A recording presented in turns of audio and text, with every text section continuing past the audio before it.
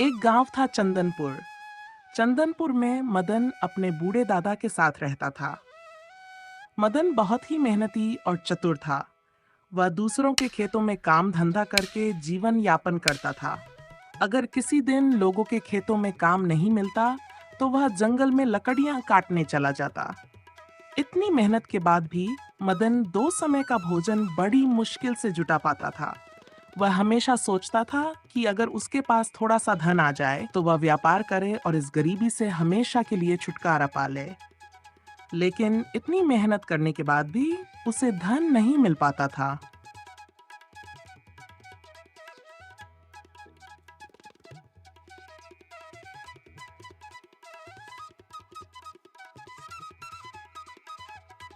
मदन के दादा बहुत बूढ़े हो चुके थे और उन्हें देखकर ऐसा लगता था मानो वे जल्द ही इस दुनिया को छोड़ देंगे।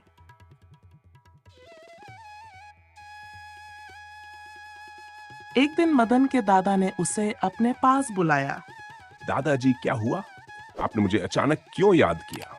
बेटा, मुझे ऐसा लगता है कि मैं इस दुनिया में बस कुछ ही दिन का मेहमान हूँ। दादाजी, आप ऐसा क्यों कह रहे हैं? उसी पल मदन के दादा ने उसे एक ऐसी चीज दी जो बिल्कुल हीरे की तरह चमक रही थी। ये लो बेटा, मेरे पास देने के लिए इसके अलावा कुछ भी नहीं है। मदन उसे देखकर बहुत खुश हो जाता। कुछ दिन ऐसे ही गुजरते हैं। अब मदन के दादा दुनिया को अलविदा कह चुके थे। मदन जब भी उस हीरे को देखता तो वह अंदर ही अंदर खुशी से झूम उठता। वह हमेशा रात को सोचता, मैं इस हीरे से मिलने वाले पैसे से एक अच्छा व्यापार करूंगा और जल्द ही अमीर हो जाऊंगा।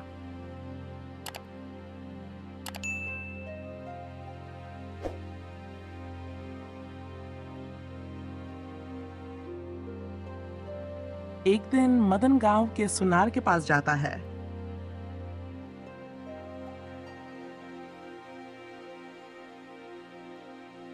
भाई साहब, ये देखिए मैं बेचने के लिए क्या लाया हूँ। आप इसके कितने रुपए देंगे, बताइए। हीरे को सुनार ने ध्यान से देखा और फिर मदन से कहा, अरे मदन भाई, ये क्या उठा लाए हो? ये कोई हीरा वीरा नहीं है। ये तो एक साधारण कांच का टुकड़ा है। यह सुनकर तो जैसे मदन के पैरों तले जमीन ही खिसक गई। वह अंदर ही अंदर बहुत दुखी हो गया और अपना हीरा लेकर वापस अपने घर की ओर चल पड़ा।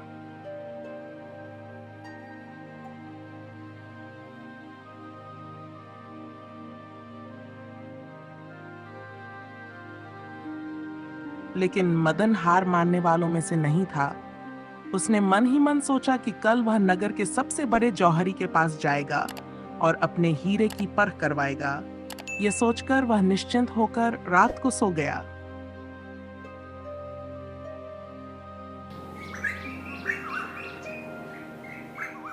अगली सुबह मदन हीरा बेचने के इरादे से शहर की ओर रवाना हो गया।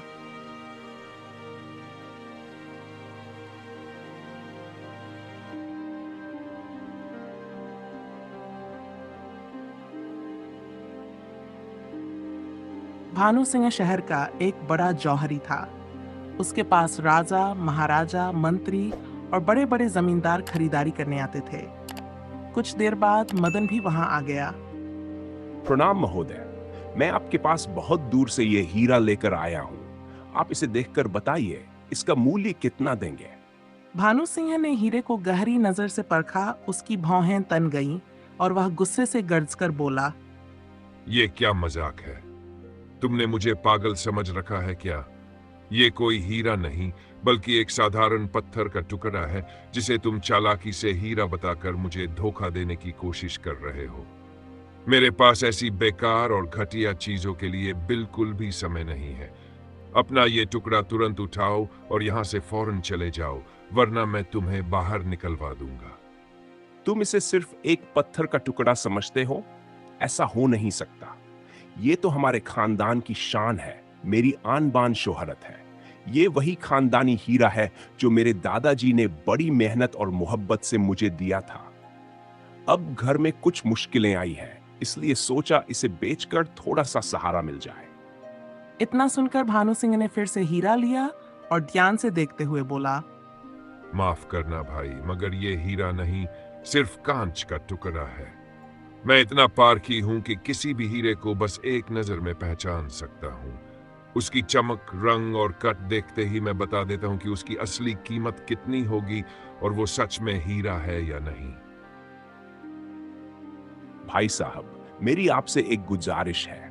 अगर आप ये हीरा खरीद नहीं सकते तो इसे अपने पास ही रखिए। अगर कोई ग्राहक आया तो बेच दीजिएगा, वरना कुछ दिन बाद मैं आकर इसे वापस ले जाऊंगा।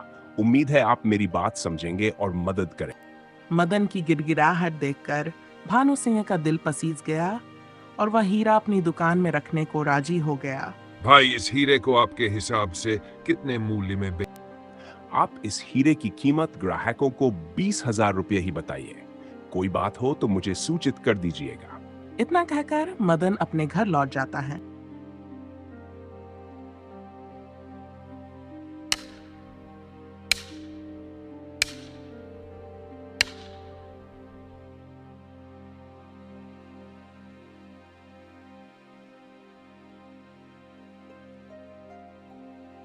भानु सिंह के पास कई ग्राहक आए, लेकिन वह अपना नाम खराब नहीं करना चाहता था, इसलिए उसने हीरा किसी को नहीं दिखाया।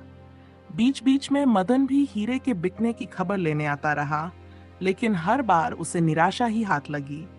एक दिन भानु सिंह के पास एक व्यक्ति आया और उसने अपना परिचय देते हुए कहा, प्रणाम महोदय जी, मैं पड़ोस के राज्य हस्तिनापुर के राजा हरि सिंह का सेवक हूँ।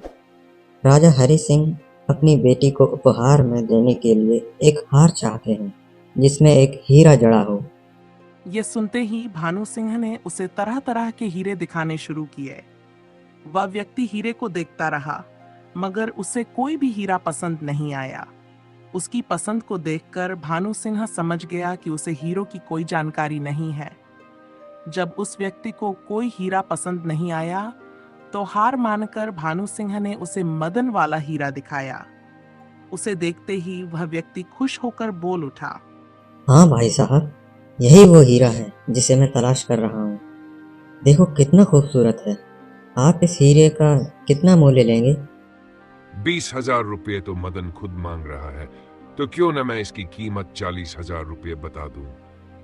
इस तरह मुझे सीधे 20,000 रुपये का मुनाफा हो जाएगा और बिना किसी मेहनत के अच्छा खासा लाभ मेरे हाथ लग जाएगा। भाई साहब, ये कोई साधारण पत्थर नहीं है, बल्कि बेशकीमती हीरा है।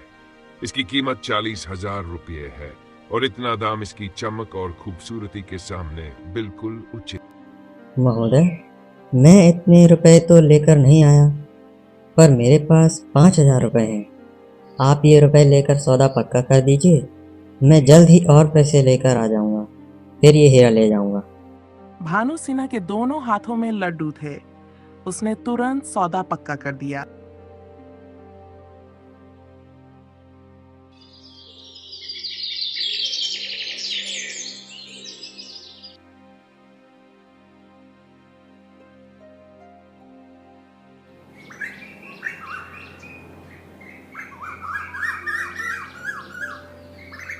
इस घटना के 2 दिन बाद मदन आया और अपने हीरे के बारे में पूछने लगा। भाई साहब, मेरा हीरा बिका या नहीं? अभी तक तो नहीं, लेकिन कोशिश जारी है। ठीक है, कोई बात नहीं। आप मेरा हीरा वापस कर दीजिए। मैंने सुना है कि उस हीरे की खोज में कोई बड़ा व्यापारी भटक रहा है। मैं अपना हीरा वहीं बेचने की सोच रहा हूं। अगर मैंने हीरा वापस कर दिया तो मुझे पूरे 20,000 रुपये का नुकसान हो जाएगा। इससे अच्छा तो यह होगा कि मैं 20,000 रुपये देकर यह हीरा खुद ही खरीद लूं। मदन भाई, मैं कई दिनों से सोच रहा था कि क्यों न यह हीरा मैं ही खरीद लूं। सच कहूं तो मुझे इसकी चमक और खूबसूरती बहुत भा गई है। मैं इसे किसी और के पास जाते नहीं देखना चाहता। तो लीजिए, अपने पूरे 20,000 रुपये अभी यहीं रख रहा हूं।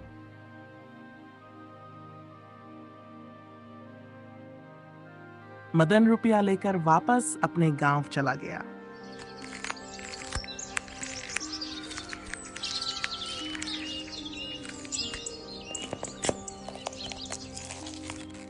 इधर भानु सिंह उस व्यक्ति का इंतजार करने लगा जो हीरा खरीदने की बात करके गया था। धीरे धीरे 1 महीना गुजर गया, लेकिन वह व्यक्ति वापस नहीं आया। अब भानु सिंह को शक होने लगा। लेकिन वह क्या करता? उसने सोचा, अगर नन्नगर कोतवाल से शिकायत भी करूं तो नुकसान उसी का होगा। लोग कहेंगे इतना बड़ा व्यापारी होकर एक आम व्यक्ति से ठगा गया। ये सोचकर उसने किसी से कुछ नहीं कहा। असल में वह व्यक्ति किसी राजा का सेवक नहीं था, बल्कि मदन का मित्र था, जिसे मदन ने योजना बनाकर भानु सिन्हा के पास भेजा था। इस तरह एक साधारण मदन ने भानु सिन्हा जैसे बड़े जौहरी को ठग लिया।